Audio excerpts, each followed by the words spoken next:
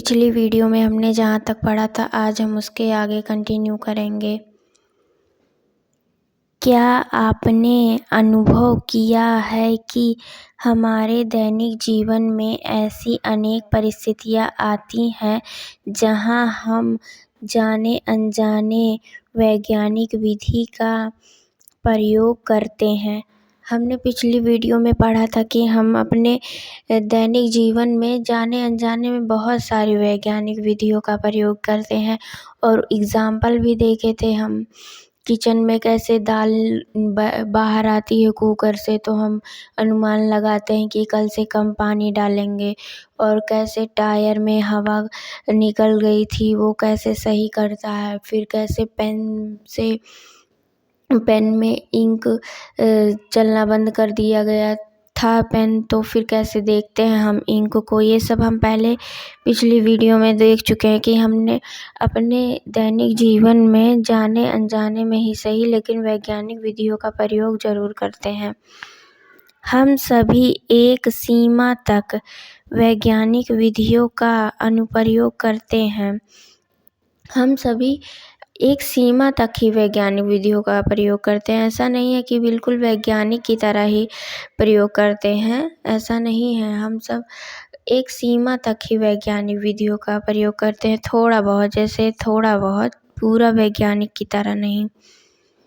जो हमें हमारी बड़ी समस्याओं को हल करने एवं ब्रह्मांड के रहस्यों का समाधान निकालने की क्षमताओं को बढ़ाती है।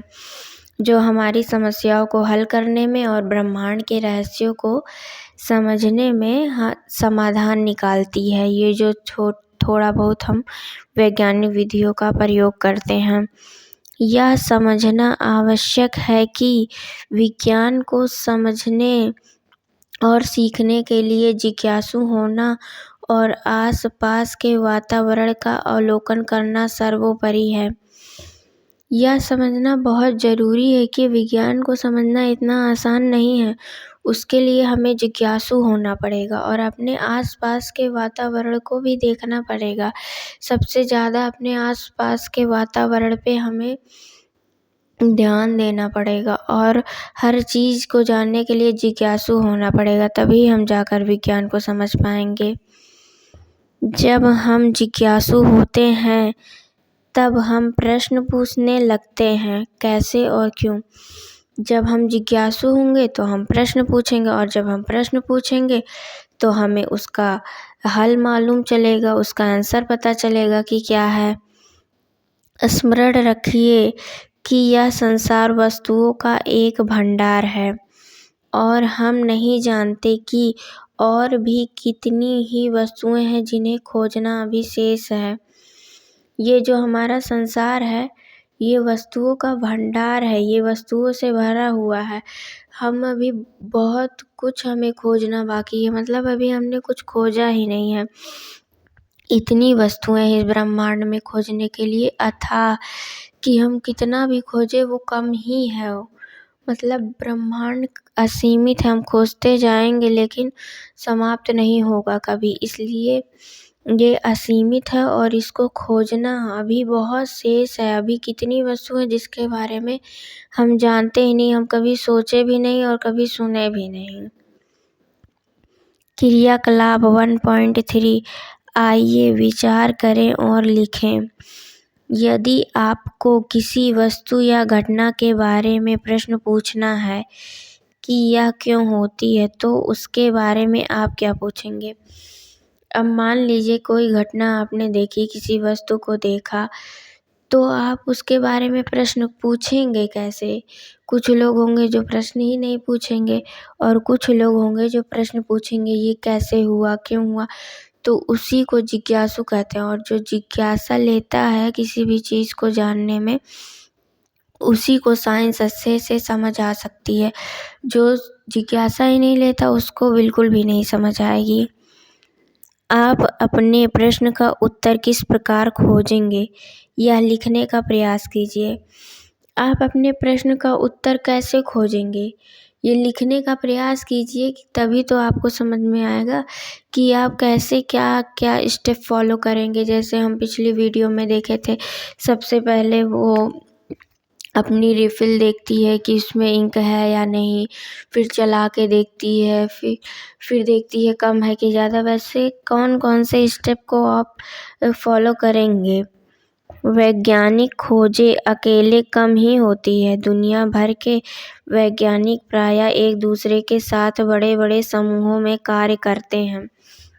जितनी भी वैज्ञानिक खोजें हुई हैं वो अकेले बहुत ही कम हुई हैं। सारे वैज्ञानिक समूह में कार्य करते हैं, तब जाके कोई एक चीज़ की खोज होती है। इसलिए यदि आप स्वयं उत्तर नहीं ढूँढ पाते हैं तो अपने मित्रों से निसंकोच सहायता मांगिए। साथ मिलकर खोजना सदैव अधिक आनंददायक होता है।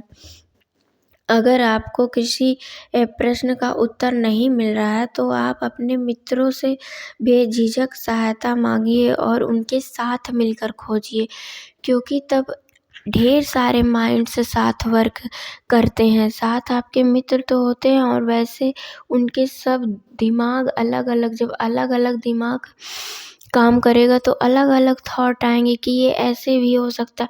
नहीं तो आप अकेले कितना ही सोचेंगे। जब ढेर सारे लोग होंगे, ढेर सारे मित्र होंगे तो ढेर सारे सबका दिमाग भी चलेगा।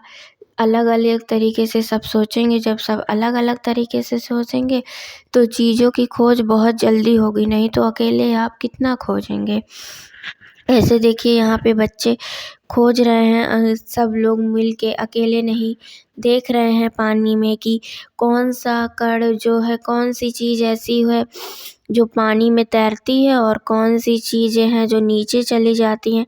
ऐसे कुछ भी ये लोग खोज रहे हैं ना, लेकिन समूह में खोज रहे हैं, अकेले तो नहीं खोज रहे हैं। ऐसे आपको भी इसमें कहा गया कि अकेले अगर आप कोई चीज़ नहीं समझ पा रहे हैं, नहीं ढूँढ पा रहे हैं तो आप उस बुक से सहायता लीजिए या फिर टीचर से, अपने फ्रेंड से, कहीं से भी सहायता लीजिए बेझिझक, बिना शर्माए, बिना डरे। ऐसा नहीं है कि कोई आपका मजाक उड़ाएगा, ऐसा सब मत सोचिए। आप अपने मित्रों से सहायता लीजिए और फिर उनके साथ मिलकर उस प्रश्न का उत्तर ढूंढिए, तब आपको जल्दी प्रश्न के हल मिलेंगे।